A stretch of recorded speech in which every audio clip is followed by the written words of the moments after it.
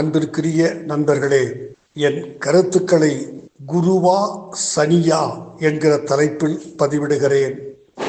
பாரதிய ஜனதா கட்சியினுடைய தீவிர ஆதரவாளராக தன்னை காண்பித்துக் கொள்ள விரும்புகிற ஒரு பத்திரிகையாளராக மக்கள் மனதில் இடம் பிடிக்க முயற்சி செய்கிற அடிப்படையில் ஆடிட்டரான திரு குருமூர்த்தி அவர்கள் ஒரு கருத்தை திருவாய் மலர்ந்தருளி இருக்கிறார்.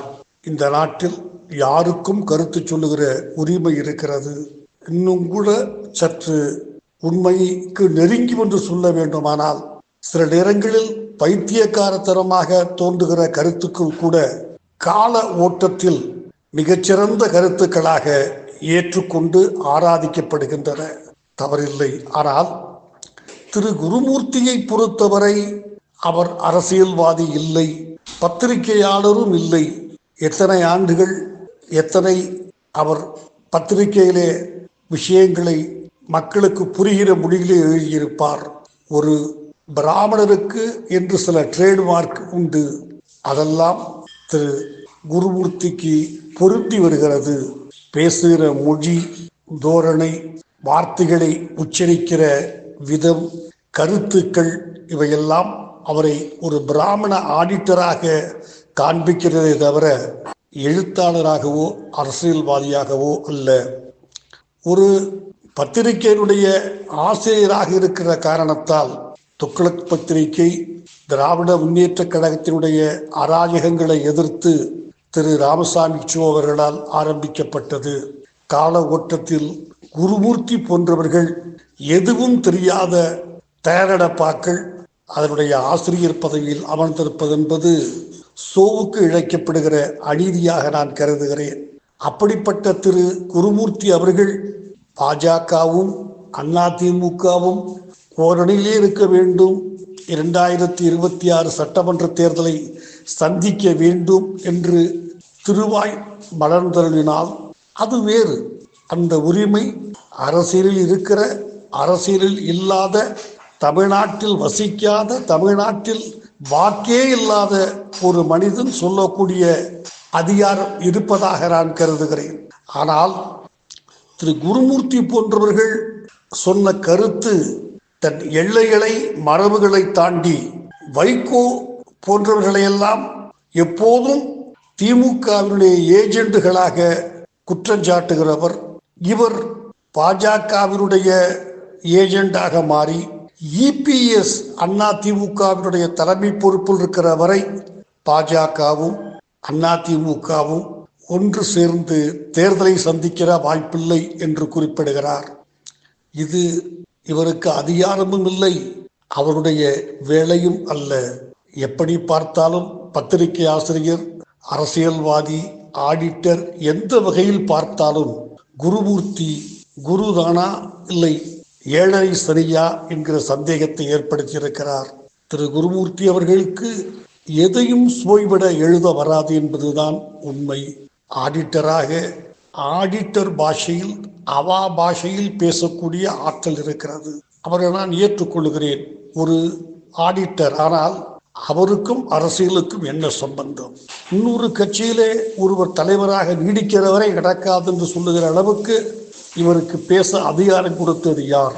இபிஎஸ் இவருக்கு பிடிக்காதிருந்தால் அது தவறல்ல. ஆனால் அந்த கட்சியினுடைய இடிபாடுகளிலிருந்து எழுந்து நின்று கட்சியை ஒன்று திரட்டி தன் கைக்குள் வைத்திருக்கிற ஒரு மனிதனை அவர் இருந்தால் கூட்டு வராது. என்ன சொல்லுகிறார் திரு குருமூர்த்தி என்கிற சனியன்? சுயமாக சிந்திக்காத ஒரு அடிமை அதிமுக தலைமையேற்குவானால் அப்போது கூட்டு வரும்.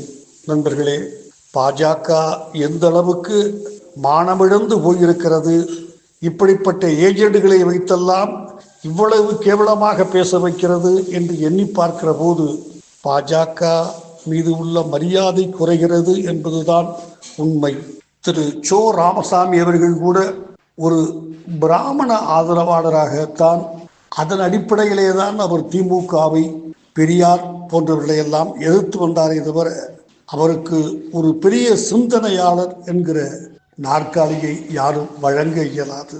சோ அவர்களை நான் 1970 கூர்ந்து கவனித்திருக்கிறேன். அவருடைய ஒரு கருத்தை கூட நான் ஏற்றுக்கொள்ளக்கூடியவன் அல்ல.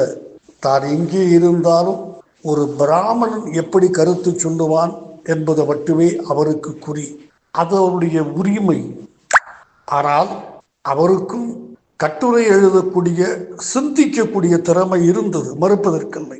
அவர் குருமூர்த்தியை விட 1000 மடங்கு பெட்டர். ஆனால் 2 விஷயங்களில் அவர் மீது எனக்கு பெரும் வருத்தம் உண்டு. ஒன்று, ஒரு 40 ஆண்டுகளுக்கு முன்னால் அவருடைய பத்திரிகை ஓஹோ என்று ஓடிக்கொண்டிருந்த போது, அப்போது காங்கிரஸ் ஆதரவு நிலை, திமுக எதிர்ப்பு நிலை எடுத்து இருந்தார். அந்த சூழ்நிலையில் அவருடைய ஒரு சிறு பை, ஹேண்ட்பேக் தவறி எங்கேயோ விட்டுவிட்டார். அதை கண்டெடுத்த ஒருவர் திறந்து பார்த்திருக்கிறார். அது திறந்து பார்த்தபோதுதான் ராமசாமியினுடைய ராமசாமியினுடைய பை என்று சிறு கைப்பை தெரிந்திருக்கிறது, ஹேண்ட்பேக். அதனுள்ளே பல குறிப்புகள். ஒரு முக்கியமான குறிப்பு, துக்ளக் பத்திரிகைக்கு கொஞ்சம் கேள்விகள் தயார் செய்ய வேண்டும். நண்பர்களே, நான் பொய் சொல்லுகிறவர் அல்ல, சொந்த வாழ்க்கையிலும் சொல்லுவதில்லை. அப்போதுதான் எடுத்து பார்த்த மனிதருக்கு ராமசாமியினுடைய சுயரூபம் பிறந்தது. எங்கெல்லாம் ஒரு சுவாரஸ்யமான பதிலை கொடுக்க முடியுமோ, அவர் கொடுக்க விரும்புகிறாரோ, அதற்கெல்லாம் இவரே கேள்விகளை தயார் செய்து, அந்த கேள்வி யாரோ ஒரு பெயரில் பிரசுரிக்கப்பட்டு இவர் பதில் சொல்லியிருக்கிறார். அந்த மனிதர் அதை ஒரு வார பத்திரிகையில் வெளியிட்டு விட்டார். தன்னுடைய விலாசத்தை போட்டு, இப்படி ஒரு பை கிடைத்தது, எடுத்து பார்த்தேன், ராமசாமியினுடைய பை, சில குறிப்புகள் இருந்தது, இந்த குறிப்பும் அவர் கைப்பட இருந்தது, சில கேள்விகளை துக்ளக்குக்கு சப்ளை செய்ய வேண்டும், தயவு செய்து புரிந்து கொள்ளுங்கள், பதில்களை அல்ல, கேள்விகளை. இதை இன்னொருவர் தமிழக அரசியலிலே வெளிப்படையாக செய்து வந்தார், திரு கலைஞர் கருணாநிதி. முரசொலியிலே பல நேரங்களிலே அவரே கேள்விகளை உண்டாக்கி அவரே பதிலும் சொல்லியிருக்கிறார். ஆனால் அது அவர் உண்டாக்கிய கேள்வி என்று அவர் மறைக்க முயன்றதில்லை, யார் பெயரையோ போட்டதும் இல்லை. என்பவர் எப்படிப்பட்டவர் என்பதை மக்கள் உணர வேண்டும் என்பதற்காகத்தான் இதை நான் சொல்லுகிறேன். எவ்வளவு நியாயமானவர் என்று யாராவது தெரிந்து கொள்ள வேண்டுமானால், அந்த துக்ளக் பத்திரிகையை நடத்தி வந்தது ஆனந்த விகடன் பத்திரிகை. அவர்களுடைய துணை பத்திரிகை தான் ஆசிரியராக இவர் இருந்தார். அது ஒரு தொழில். ஆனந்த விகடன் பத்திரிகைக்கு ஒரு காலகட்டத்திற்கு பிறகு அதை வாங்கிவிட்டார். அது எவ்வளவு ரூபாய்க்கு வாங்கினார், எந்த சூழ்நிலையில் வாங்கினார், ஆனந்த விகடனிலிருந்து அவரே ஒரு விளக்கம் அளித்திருக்கிறார். துக்ளக் பத்திரிகையில் பழைய பிரதிகளை தேடி பார்த்தால் படித்து கொள்ளலாம். அந்த விளக்கத்தை படித்து பார்த்தால், இந்த மனிதர் இவ்வளவு மட்டமான மனிதரா, மிக அசிங்கமான பொய்களை இவ்வளவு வெளிப்படையாக சொல்லியிருக்கிறாரே, எந்த விளக்கத்தை, அரசியல் பற்றி அல்ல, எந்த சூழ்நிலையில் எவ்வளவு பணம் கொடுத்து அவர் ஆனந்த விகடன் பத்திரிகை உரிமையாளரிடமிருந்து துக்ளக் பத்திரிகையை தான் வாங்கி கொண்டார். பகுத்தறிவு உள்ள எந்த மனிதனும் அதை படித்துவிட்டு இவரை பற்றிய நல்ல அபிப்பிராயம் தொடர்ந்து வைத்திருக்க இயலாது. கொஞ்சம் தேடி பார்த்தால் படித்து தெரிந்து கொள்ளலாம். எங்கே பிராமணன் என்று எழுதியவர், அது அவருக்கு இருக்கிற உரிமை. எங்கே பிராமணன் என்றால் என்ன சொன்னார்? பிராமணன் என்பவன் பிறப்பால் அல்ல, நடவடிக்கைகளால், தான் செய்கிற காரியங்களால், கர்மாக்களால் தன்னை பிராமணனாக காட்டிக்கொள்ள வேண்டும். தவறென்று நான் கருதவில்லை, அது ஒருவகையில் உண்மையும். ஆனால் ராமசாமி என்கிற பிராமணன் என்ன செய்தார் எண்ணி பாருங்கள். சாராய ஆலையின் டைரக்டராக பொறுப்பு வகித்தார். சாராயம் விற்கிற பிராமணனையே மனுஸ்மிருதிகள் காட்சி எடுக்கின்றன. இவர் சாராயம் காட்சி உற்பத்தி செய்த ஆலையின் டைரக்டராக இருந்தார். கொஞ்ச காலமா, நீண்ட காலமா, வேறு யாருக்காக செய்தார் அவசியமில்லை. நாளைக்கு ஒரு உடலை விற்று பிழைக்கிற ஒரு லாட்ஜுக்கு இவர் மேனேஜராக இருந்தால், அதை நடத்தி வந்தால் அதை நியாயப்படுத்த முடியுமா? இல்லை, இது உலகின் ஆதி தொழில், நான் செய்தது தவறில்லை. இதை ஒரு சாதாரண ராமசாமி செய்திருந்தால் அது வேறு. எங்கே பிராமணன் என்று தேடி கண்டுபிடித்து ஒரு லென்ஸ் வைத்து கொண்டு ஒவ்வொரு பிராமணனையாக கண்டுபிடித்து ஆராய்ச்சி செய்தவர். சாராய ஆலையினுடைய டைரக்டராக இருக்கலாமா? பிராமணர்கள் மீதே நல்ல பிராமணர்கள் இருக்கிறார்கள், மரியாதையான பிராமணர்கள் ஆயிரக்கணக்கில் இருக்கிறார்கள், லட்சக்கணக்கில் இருக்கிறார்கள். அந்த பிராமணர்களுக்கு கெட்ட பெயர் வாங்கி கொடுத்தவர் ராமசாமி என்கிற இந்த சோ. அவர் சொல்லுகிறார், காமராஜ் இருந்த போது ஏதோ 22 ரூபாயை வைத்திருந்தாராம். கூட ஒரு துக்ளக் இருந்தது.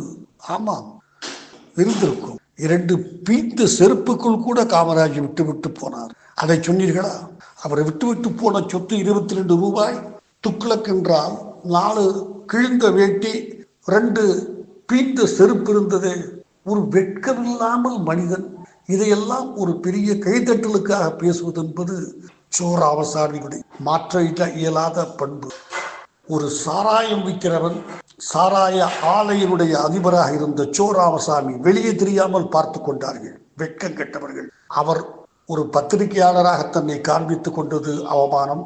அவருக்கு இன்றைக்கு தொடர்ந்து அதே பத்திரிகை நடத்துகிற குருமூர்த்தி போன்றவர்கள் என்னதான் பாஜக ஆதரவாளராக இருந்தாலும் இன்னொரு கட்சியினுடைய தலைவராக இபிஎஸ் இருக்கிறவரை நடக்காது என்று சொல்வது என்பதெல்லாம் எவ்வளவு மட்டமான மனிதர். ஆனால் சோ எவ்வளவு மட்டமான மனிதரோ அதை போலத்தான் இவரும். இறந்துவிட்ட ஒரு மனிதரை பற்றி இதற்கு மேல் பேசுவது முறையில்லை என்பதனால் என்னை நான் அடக்கிக் கொள்ளுகிறேன். விளைவுகளுக்கு பயப்படுகிற எவரும் கருத்துக்குள் சொல்லக்கூடாது. சோ ராமசாமி எந்த காலத்திலும் அவரால் யார் எதை பேசினாலும் அதை வைத்து நையாண்டி செய்ய முடிந்ததை தவிர ஒரு தெளிவான கருத்துக்களை சொல்ல இயலவில்லை. இப்போது குருமூர்த்தியும் பாஜக ஆதரவாளராக தன்னை காண்பித்து ஏதோ பயன்பெறுகிறார். ஆனால் மோடி முழு மெஜாரிட்டியோடு மத்தியில் அமரவில்லை. ஆட்சி கட்டலில் ஒரு நாயுடுவையும் ஒரு நிதிஷ்குமாரையும் நம்பி இருக்கிறார். நிதிஷ்குமார் 2 முறை முன்பே போய்விட்டு வந்தவர்.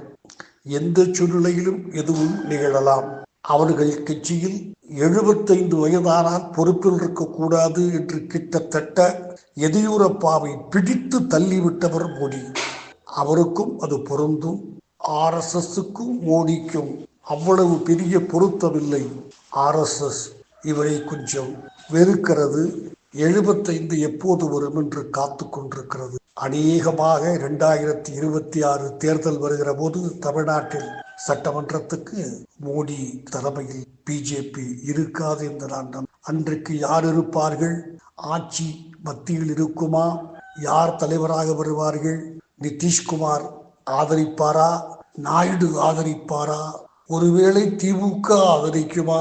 யாருக்கும் தெரியாது. எனவே இப்படிப்பட்ட 3ஆம் தர கணக்குகள் கூட்டணியை பற்றி சொல்லி இபிஎஸ் தலைவராக நீடிக்கக்கூடாது என்கிற எண்ணத்தை மக்கள் மனதில் பதிய வைப்பது கேவலமான 3ஆம் தர அரசியல். மீண்டும் சொல்லுகிறேன், அவர் குருமூர்த்தி அல்ல, ஏழரை நாட்டு சனி. நன்றி, வணக்கம்.